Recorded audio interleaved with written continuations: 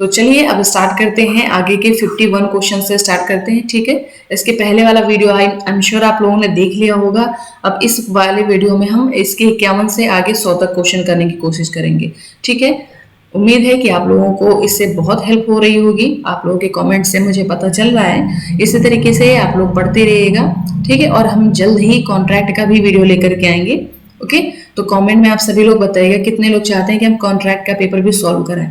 और इसके अलावा भी कुछ एक्स्ट्रा जो क्वेश्चन कराने होंगे मैं टेलीग्राम में डाल दूंगी। आप सभी लोग प्लीज टेलीग्राम चैनल को ज्वाइन कर लेना। कृतिका BA LLB आप लोग सर्च करिएगा और उसमें आपको टेलीग्राम में जो है मिल जाएगा। ठीक है, ये आप लोग सर्च करना, टेलीग्राम में आपको चैनल मिल जाएगा, वहां पर जो है आप लोगों को PDF वगैरह मिल जाएंगे। ओके, आपका क्वेश्चन है संविधान के अनुच्छेद 36 से लेकर के 51 तक संबंधित है। किससे संबंधित है? तो ये राज्य के नीति निर्देशक तत्व से संबंधित है। और इस तरीके के क्वेश्चन आपके एग्जाम में बहुत पूछे जाते हैं। आपका जैसे ही पूछा गया था कि आपके मौलिक अधिकार कहाँ से कहाँ तक दिए गए, तो 12 से लेकर के 35 तक मौलिक अधिकार दिए गए हैं। और आपसे अगर मौलिक कर्तव्य पूछा जाए तो याद रखना आपका 51A में मौलिक कर्तव्य दिए गए। ठीक है, चलिए हम नेक्स्ट क्वेश्चन की तरफ बढ़ते हैं। नेक्स्ट आपका क्वेश्चन है, निम्न में से किस वाद में मौलिक अधिकारों तथा राज्य के नीति निर्देशक तत्वों के मध्य साधन साध्य संबंध प्रतिपादित किया गया? तो ये आपका केस है मिनर्वा मिल्स बनाम भारत संघ का वाद है। इसमें जो है राज्य के नीति निर्देशक तत्व और मौलिक अधिकारों के बीच में संबंध बताया गया। नेक्स्ट आपका क्वेश्चन है, भारतीय संविधान के अंतर्गत समान नागरिक संहिता से संबंधित कौन सा अनुच्छेद है? तो अनुच्छेद 44 जो है आपका ये समान नागरिक संहिता से संबंधित है। ठीक है, नेक्स्ट क्वेश्चन है, मूलभूत कर्तव्य यानी आपके जो मौलिक कर्तव्य हैं संविधान के किस भाग में सम्मिलित हैं? तो इसका करेक्ट आंसर आपका हो गया भाग 4A। और भाग 4 में आपका नीति निर्देशक तत्व दिया गया है और भाग 3 में आपका दिया गया है मौलिक अधिकार। ये आप लोग याद रखना। ठीक है, इस तरीके से क्वेश्चन आपके एग्जाम में पूछे जाते हैं।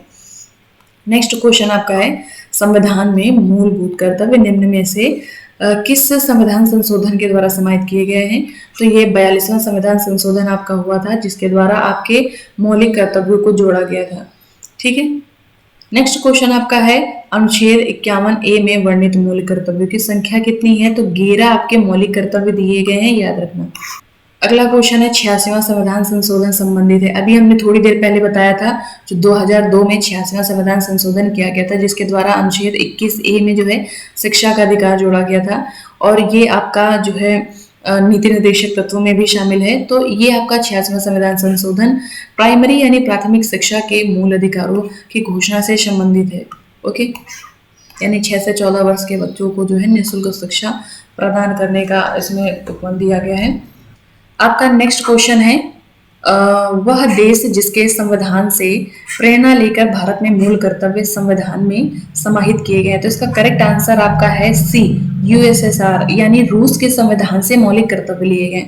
अब यहाँ पर कुछ और पॉइंट याद रखना, आपके एग्जाम में ऐसे क्वेश्चन पूछे जाएंगे कि अमेरिका के संविधान से क्या लिया गया है? तो मौलिक अधिकार जो है आपके वो अमेरिका के संविधान से लिए गए हैं। वहीं पर कनाडा के संविधान से क्या लिया गया है? संघीय शासन व्यवस्था लिया गया है। जापान के संविधान से लिया गया है विधि द्वारा स्थापित प्रक्रिया।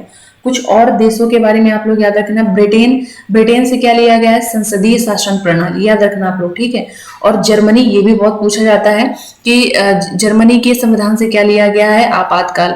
या फिर आप ऐसे भी पूछ सकता है एग्जाम में आपके कि आपातकाल के जो उपबंध है वो किस देश के संविधान से लिया गया है? तो ये आपका लिया गया है जर्मनी के संविधान से।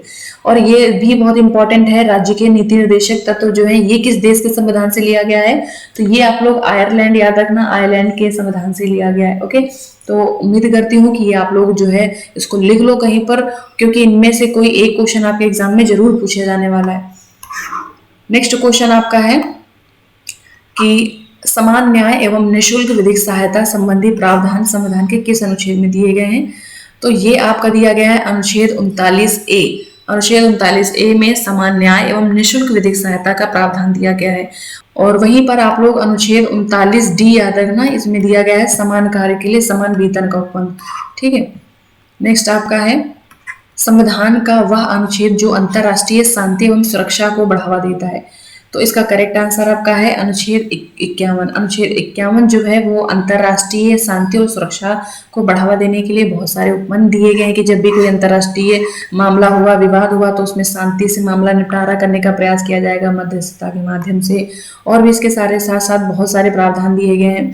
ठीक है, नेक्स्ट आपका है भारतीय संविधान के अंतर्गत मूलभूत कर्तव्य हैं, कैसे हैं? तो ये आपके अपरिवर्तनीय हैं। ठीक है, नेक्स्ट क्वेश्चन आपका है संविधान के अनुच्छेद 21A के अंतर्गत प्रदत्त मूल अधिकार के समानांतर मूल कर्तव्य संविधान के जिस अनुच्छेद में है वह है, ये आपका मूल कर्तव्य में जोड़ा गया है 51A के में जो है ये माता पिता का कर्तव्य बताया गया है कि उनका ये मौलिक कर्तव्य है कि वो अपने बच्चों को, जो कि 6 से 14 वर्ष के जो बच्चे हैं, उनको जो है निःशुल्क और विधिक सहायता उनको प्राथमिक शिक्षा प्रदान करने का कर्तव्य है। ये आपका जो है अनुच्छेद 51A के में मौलिक कर्तव्य दिया गया है। वहीं पर आपका अनुच्छेद 21A में ये बच्चों का अधिकार है कि उनको जो है प्राथमिक शिक्षा प्राप्त हो, ये उनका मौलिक अधिकार है। ठीक है, नेक्स्ट क्वेश्चन देखो, आपसे वही पूछ लिया जो हमने अभी आपको ऊपर बताया था थोड़ी देर पहले। तो राज्य के नीति निर्देशक तत्व जिस देश के संविधान से लिए गए वो आपका कौन है? अभी मैंने थोड़ी देर पहले आपको बताया है, आयरलैंड के संविधान से जो है हमारे देश में राज्य के नीति निर्देशक तत्वों का प्रावधान लिया गया है। नेक्स्ट क्वेश्चन है भारतीय संविधान के अंतर्गत कल्याणकारी राज्य की परिकल्पना परिलक्षित होती है। तो ऑप्शन आपका है बी, राज्य के नीति निर्देशक तत्वों से और संविधान की उद्देशिका से। संविधान की उद्देशिका और राज्य के नीति निर्देशक तत्वों को देखने से जो है ये मालूम चलता है कि भारतीय संविधान या जो भारत है वो एक लोक कल्याणकारी राज्य है। ठीक है, जहां पर उद्देश्य है लोगों को सामाजिक, आर्थिक और राजनीतिक न्याय प्रदान करने की। ठीक है, नेक्स्ट आपका क्वेश्चन है वह संविधान संशोधन जिसके द्वारा राज्य के नीति निर्देशक तत्वों को मूल अधिकारों पर प्राथमिकता दी गई थी। तो ये आपका करेक्ट आंसर है संविधान संशोधन 42वां। ठीक है, 42वां संविधान संशोधन है। नेक्स्ट क्वेश्चन है राज्य के नीति निर्देशक तत्वों के पीछे बाध्यकारी शक्ति है किसकी? है लोकमत की। ठीक है, आपको सभी को पता है कि नीति निर्देशकों को न्यायालय में लागू नहीं करवाया जा सकता है। अगर कोई राज्य जो है इनका पालन नहीं करता है तो कोई भी व्यक्ति न्यायालय में जाकर के इनको लागू नहीं करवा सकता है। लेकिन इसके पीछे जो शक्ति है वो है लोकमत की। अगर जो है कोई भी सरकार जो है नीति निर्देशकों का पालन नहीं कर रहा है, सही से काम नहीं कर रहा है, तो अगले साल क्या है, उनको वोट नहीं देगी जनता। ठीक है, तो इसके पीछे जो बाध्यकारी शक्ति है वो यही है। जो सरकार है वो इस डर से जो है ये काम करती है कि जो है ताकि अगले साल भी लोग उसको चुने और उन्हीं की सरकार जो है बने। ठीक है, नेक्स्ट आपका क्वेश्चन है निम्न में से कौन राज्य के नीति निर्देशक तत्व हैं? तो आपका करेक्ट आंसर है अधिक कर्मकारों के लिए निर्वाह मजदूरी। बाकी की आपका जो है प्राथमिक शिक्षा का अधिकार, ये आपका तो मौलिक अधिकार है। ठीक है, संपत्ति का अधिकार एक विधिक अधिकार है और उच्चतम न्यायालय तथा उच्च न्यायालय में रिट दाखिल करने का अधिकार ये भी आपका मौलिक अधिकार है। तो राज्य का नीति निर्देशक तत्व जो है ये डी ऑप्शन करेक्ट है, कर्मकारों के लिए निर्वाह मजदूरी मिलनी चाहिए। ठीक है, कम से कम उनको इतनी मजदूरी मिले कि वो अपना जीवन यापन कर सके, अपना निर्वाह कर सके। नेक्स्ट क्वेश्चन आपका है राष्ट्रीय ध्वज तथा राष्ट्रगान का आदर तथा सम्मान करना है, ये क्या है? प्रत्येक व्यक्ति का मूल कर्तव्य है। ठीक है, ये ना तो नीति निर्देशक तत्व है और ना ही ये मूल अधिकार है। ठीक है, ये आपका इसका करेक्ट आंसर है ए। वैसे इसमें थोड़ा मिसप्रिंट हो गया है, इसका ए और डी दोनों सेम लग रहा है। ठीक है, सेम लग क्या रहा है ही, ऐसा थोड़ा बहुत मिसप्रिंट हो भी जाता है। ठीक है, तो वहां पर आप लोग जो है बहुत ध्यान से क्वेश्चन पढ़िएगा। ऐसा नहीं है कि हमसे मिस्टेक नहीं होती, कभी कभी हम भी आंसर कुछ दिया गया होता है, जल्दबाजी में बोल कुछ और जाते हैं। अगर ऐसा कभी हुआ करे तो आप लोग कमेंट करके बता दिया करो, जिससे कि बाकी जो बच्चे हैं उनको जो है दिक्कत ना हो। ठीक है, अगर वो ध्यान ना दे पाए हो तो आपके कमेंट पढ़ करके उनको ध्यान हो जाए कि ये यहाँ पे मिस्टेक हो गया है, ताकि वो अपनी मिस्टेक ठीक कर ले। ठीक है, और हमें भी पता चल रहा है, ऐसा हो जाता है कभी कभी। इसके बाद नेक्स्ट आपका क्वेश्चन है दो या अधिक राज्यों के मध्य उत्पन्न विवाद आते हैं। तो अगर दो या दो से अधिक राज्यों के बीच में कोई मामला हो गया, विवाद हो गया, तो इसका जुरिसडिक्शन किसके पास होगा, क्षेत्राधिकार किसके पास होगा? तो इसका करेक्ट आंसर है ए, उच्चतम न्यायालय के पास इसका जो है आरंभिता अधिकार होगा। ठीक है, नेक्स्ट क्वेश्चन आपका है संविधान का अनुच्छेद जो उच्चतम न्यायालय के न्यायाधीश की नियुक्ति संबंधी अर्हता निर्धारित करता है वो आपका है अनुच्छेद 124(3) में जो है उच्चतम न्यायालय के न्यायाधीश की नियुक्ति के लिए क्या क्या योग्यताएं होंगी, इसमें इसका प्रावधान किया गया है। नेक्स्ट क्वेश्चन है उच्चतम न्यायालय कि संवैधानिक पीठ की कार्यवाही हेतु तो न्यूनतम न्यायाधीशों की संख्या कितनी होनी चाहिए? तो न्यूनतम जो है 5 न्यायाधीशों की संख्या होनी चाहिए। ठीक है। अगला क्वेश्चन आपका है, उच्चतम न्यायालय के न्यायाधीश को उसके पद से महाभियोग प्रक्रिया द्वारा हटाया जा सकता है निम्न में से किस आधार पर? तो ऑप्शन ए साबित कदाचार, अगर उसका कदाचार साबित हो जाता है, या फिर साबित असमर्थता पर कि जो है ये जो न्यायाधीश हैं अब ये इस पद के योग्य नहीं है, ठीक है, अयोग्य हो चुके हैं, या ऑप्शन सी साबित कदाचार अथवा असमर्थता पर, या फिर उपरोक्त सभी। तो इसका जो है आंसर नंबर डी करेक्ट है। इन सभी आधारों पर न्यायाधीश को महाभियोग के माध्यम से हटाया जा सकता है। ठीक है, उच्चतम न्यायालय के न्यायाधीशों को। नेक्स्ट क्वेश्चन आपका है, संविधान का वह अनुच्छेद जो है कहता है कि भारत का उच्चतम न्यायालय एक अभिलेख न्यायालय है। तो वो आपका है आपका अनुच्छेद 129।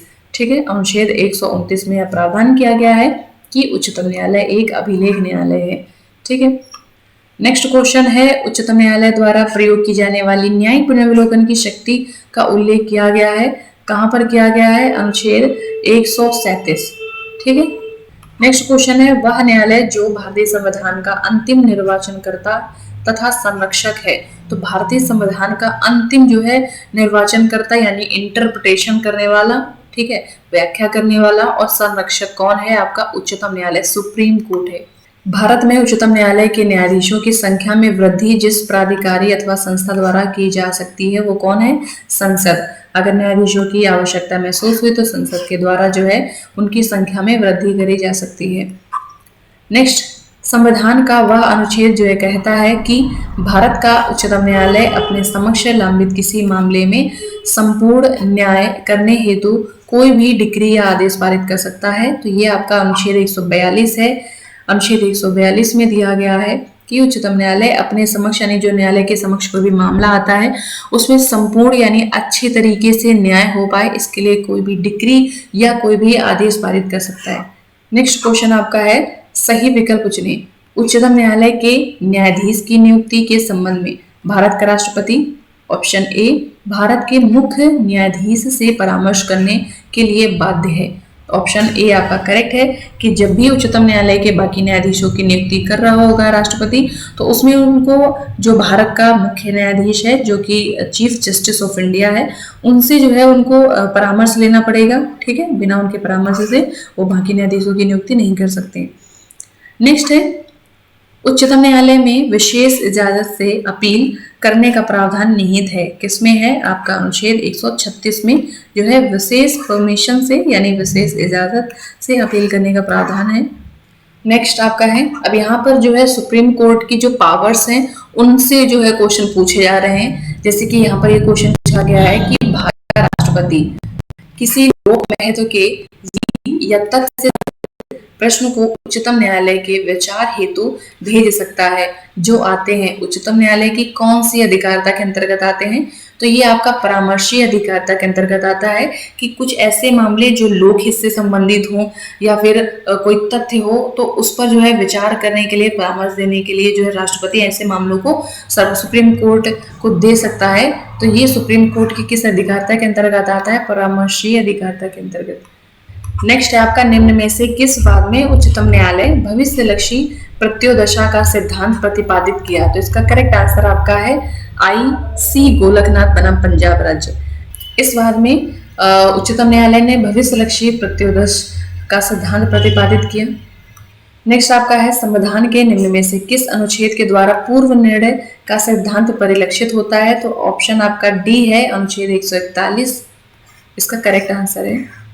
नेक्स्ट है, उच्चतम न्यायालय की सिविल मामलों में अपीलीय अधिकारिता उच्च न्यायालय द्वारा प्रमाणित अपीलीय मामलों के संदर्भ में सीमित है।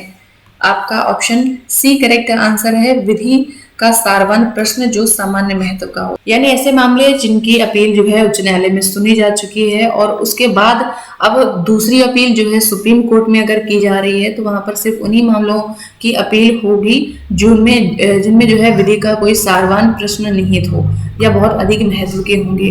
ठीक है। नेक्स्ट आपका है, संविधान के अनुच्छेद 368 की प्रकृति है कैसी है? तो ऑप्शन डी इसका करेक्ट है, सारवान और प्रक्रियात्मक दोनों है। आपका अनुच्छेद जो है 368 आपको मालूम है इसमें क्या है, संविधान संशोधन के बारे में प्रावधान किया गया है। इसमें संविधान संशोधन की शक्ति भी दी गई कि किसको शक्ति है, कौन जो है इसका संशोधन करेगा, और प्रक्रिया भी इसमें बताई गई है कि प्रक्रिया क्या होगी, किस तरीके से संशोधन करना होगा। तो ये सारवान और प्रक्रियात्मक दोनों है इसके ऊपर। नेक्स्ट क्वेश्चन है सर्वोत्तम विकल्प का चयन करें। संविधान का मूलभूत ढांचा परिभाषित है, तो ये संविधान में कहीं भी इसकी परिभाषा नहीं दी गई है। समय समय पर विभिन्न वादों के द्वारा जो है ये डिसाइड किया गया है कि कौन कौन सी बातें जो है संविधान के मूलभूत ढांचे में आएंगी, जिसमें कि आपका फेमस केस है मेनका गांधी का केस है, केशवानंद भारती का केस है। ठीक, अब ये वाला क्वेश्चन आपका बहुत ज्यादा इंपॉर्टेंट है। इसमें जो है ये बताया गया है कि सर्वोत्तम विकल्प का चयन करें कि संविधान का मूलभूत ढांचा परिभाषित है। कहाँ पर परिभाषित है, तो याद रखना कहीं पर भी परिभाषित नहीं है। संविधान का जो मूलभूत ढांचा है इसकी परिभाषा कहीं पर नहीं दी गई है। समय समय पर विभिन्न केसों के माध्यम से ये बताया गया है कि क्या क्या जो है मूलभूत ढांचे में शामिल है। जैसे कि केशवानंद भारती का केस, अभी यही आपसे क्वेश्चन पूछ लिया गया है कि केशवानंद भारती बनाम केरल राज्य का जो वाद है किससे संबंधित है, ये मूलभूत ढांचे के सिद्धांत से संबंधित है। ठीक है, जैसे इंदिरा गांधी का जो केस था उसमें जो है बताया गया कि स्वतंत्र और निष्पक्ष चुनाव जो है ये संविधान का मूलभूत ढांचा के अंतर्गत माना गया। वहीं पे मिनर्वा मिल्स वाला जो केस है उसमें कहा गया कि मौलिक अधिकार और नीति निर्देशक सिद्धांतों के बीच में संतुलन जो है उनके बीच में संतुलन बनाए रखना ये संविधान का जो है मूलभूत ढांचा है। इसके साथ साथ जैसे कि आपका भारतीय संविधान का धर्मनिरपेक्ष चरित्र, संविधान का सर्वोच्चता और जो है व्यक्तिगत स्वतंत्रता, एकता और संप्रभुता, तो ये सारे भी आपका जो है संविधान के मूलभूत ढांचे के अंतर्गत शामिल है। ठीक है, नेक्स्ट आपका है अनुच्छेद 368 का संशोधन किया जा सकता है। 368 का संशोधन इसका करेक्ट आंसर है संसद के दोनों सदनों की विशेष बहुमत से तथा जिसका अनुसमर्थन न्यूनतम 50% राज्य विधायिकाओं के द्वारा किया जाएगा। इस तरीके से अगर ये कंडीशन पूरी होती है तभी जो है अनुच्छेद 368 के तहत संविधान संशोधन किया जा सकता है। नेक्स्ट आपका क्वेश्चन है केशवानंद भारती बनाम केरल राज्यवाद में निम्न में से किस संवैधानिक संशोधन को चुनौती दी गई, तो ये आपका जो है 24वां संविधान संशोधन है जिसको केशवानंद भारती बनाम केरल राज्य के केस में जो है चुनौती दी गई थी, इसकी संवैधानिकता को चुनौती दी गई थी। नेक्स्ट आपका क्वेश्चन है एक मजिस्ट्रेट अपना कार्य करने के लिए कार्यालय नहीं जाता है, उसके विरुद्ध निम्न में से कौन सी रिट जारी की जा सकती है, तो ये परमादेश। अभी हम लोगों ने रिट पढ़ा था, ठीक है, जिसमें बंदी प्रत्यक्षीकरण में तो क्या था, अगर किसी व्यक्ति को गैर कानूनी ढंग से पुलिस गिरफ्तार करती है तो वहां पर जो है न्यायालय जो है इस रिट के माध्यम से उसको गिरफ्तार व्यक्ति को न्यायालय में हाजिर करने के लिए कहती है। परमादेश में क्या होता है कि अगर कोई सरकारी अधिकारी है या कोई ऐसी पब्लिक अथॉरिटी वाला व्यक्ति है जो कि अपना कार्य नहीं कर रहा है जो कि उसको करना चाहिए था, जिस पद पर वो बैठा है उस पद से संबंधित कार्य उसको करना चाहिए था लेकिन नहीं कर रहा है, तो वहां पे परमादेश रिट जो है जारी कर जाती है। प्रतिषेध यानी जब कोई निचली अदालतें अपने अधिकार क्षेत्राधिकार का जो है क्षेत्राधिकार से बढ़ करके जो है कोई मामले को सुनवाई कर रही है या ऐसे किसी मामले को सुनवाई कर रहे हैं जो कि उनको सुनने का अधिकार ही नहीं है, तो वहां पे प्रतिषेध जो है रिट जारी कर जाती है। अधिकार परीक्षा क्या होता है कि जब कोई व्यक्ति बिना किसी अधिकार के किसी पब्लिक पोस्ट पर बैठा होता है, ठीक है, सरकारी पद पर बैठा होता है, तो वहां पर उससे पूछा जाता है इस रिट के माध्यम से कि आप किस अधिकार से इस पर बैठे हो। ठीक है, नेक्स्ट क्वेश्चन है संविधान में मूल कर्तव्य निम्न में से किस समिति की सिफारिश पर सम्मिलित किए गए थे, तो ये याद रखना आप लोग सरदार स्वर्ण सिंह समिति जो थी इसके माध्यम से मूल कर्तव्यों को भाग 4A में जोड़ा गया था। नेक्स्ट आपका है संविधान के अनुच्छेद 368 के अंतर्गत किसको संशोधित नहीं किया जा सकता है, तो देखो मूल अधिकारों, कर्तव्यों और उद्देशिकाओं को संशोधित किया जा सकता है लेकिन संविधान का जो आधारभूत ढांचा है उसमें संशोधन नहीं हो सकता है। ठीक है, नेक्स्ट है सर्वश्रेष्ठ विकल्प का चयन करें। अनुच्छेद 368 के अंतर्गत संशोधन में सम्मिलित है संसद का ऑप्शन ए संविधान के किसी प्रावधान में परिवर्धन करना, यानी संविधान में कोई भी प्रोविजन ऐड करना हो तो वो भी संशोधन के माध्यम से संसद जो है कर सकती है। ऑप्शन बी संविधान के किसी प्रावधान में परिवर्तन, कोई चेंज उसमें करना है वो भी कर सकता है। नेक्स्ट है संविधान के किसी वर्तमान प्रावधान का निरसन यानी उसको खत्म करना, समाप्त करना संशोधन के माध्यम से वो भी कर सकता है। तो आपका करेक्ट आंसर है डी। ओके, उपरोक्त सभी। नेक्स्ट आपका है इस्माइल फारूकी बनाम भारत संघ के वाद में निम्न में किसको संविधान का आधारभूत ढांचा कहा गया है? तो ऑप्शन बी जो है धर्मनिरपेक्षता। धर्मनिरपेक्षता को जो है इस्माइल फारूकी बनाम भारत संघ के बाद में कहा गया। ठीक है, अभी ये जो हमने आपको एक दो केस और बताए थे इंदिरा गांधी वाला, तो उसमें निर्वाचन को याद रखना कि स्वतंत्र और निष्पक्ष निर्वाचन को जो है इसमें मूलभूत ढांचे के अंतर्गत शामिल किया गया है। ठीक है, नेक्स्ट आपका क्वेश्चन है IRCOLO बनाम तमिलनाडु राज्य के बाद में नियमानुसार वे सभी केंद्रीय तथा राज्य विधायन जो कि 24 अप्रैल 1974 के बाद नवी अनुसूची में रखे गए, उसका जो है न्यायिक पुनर्विलोकन किया जा सकता है यदि संविधान के आधारभूत लक्ष्यों का उल्लंघन नहीं करता है। इसका करेक्ट आंसर आपका है ए। नेक्स्ट है संवैधानिक स्थिति के अनुसार एक प्रख्यात विधि शास्त्री को न्यायाधीश नियुक्त किया जा सकता है उच्चतम न्यायालय का। उच्चतम न्यायालय का न्यायाधीश नियुक्त हो सकता है अगर कोई प्रख्यात विधि शास्त्री है। नेक्स्ट क्वेश्चन है डॉक्टर अंबेडकर के अनुसार संविधान का वह मूलभूत अधिकार जो उसका हृदय तथा आत्मा है समाहित है। तो इन्होंने अनुच्छेद 32 जो है, अनुच्छेद 32 को इन्होंने संविधान का आत्मा तथा हृदय कहा है। नेक्स्ट क्वेश्चन आपका है राज्य के नीति निर्देशक तत्व प्रत्यक्षता संबंधित है, आर्थिक सामाजिक राजनीतिक न्याय से संबंधित है। उपरोक्त सभी आपका आंसर करेक्ट है। ठीक है, नेक्स्ट आपका है संविधान के अनुच्छेद 19(2) में वर्णित निम्न में से कौन सा प्रतिबंध हिकलिन कसौटी से संबंधित है? तो शालीनता एवं नैतिकता। नेक्स्ट संविधान के अंतर्गत निम्न में से कौन मूलभूत अधिकार नहीं है? नियोजन का अधिकार, ये आपका मूलभूत अधिकार नहीं है। आपका धार्मिक स्वतंत्रता का अधिकार, वाक समानता, ये सारे आपका जो है मूलभूत अधिकार हैं, लेकिन नियोजन किए जाने का अधिकार ये आपका जो है मौलिक अधिकार नहीं है। लास्ट क्वेश्चन आपका है वैज्ञानिक दृष्टिकोण को बढ़ावा देना संविधान के अंतर्गत है, ये क्या है? मूलभूत कर्तव्य है। ठीक है, नेक्स्ट आपको आंसर कोई क्वेश्चन नहीं। तो आज के इस वीडियो में बस इतना ही। आप सभी लोग प्लीज अगर वीडियो अच्छा लगा हो तो लाइक करिएगा, और नेक्स्ट आप जो है किस सब्जेक्ट का वीडियो चाहते हो आप लोग कमेंट में बताइएगा। Okay, thank you so much for watching this video. See in the next video. Till then bye bye, take care.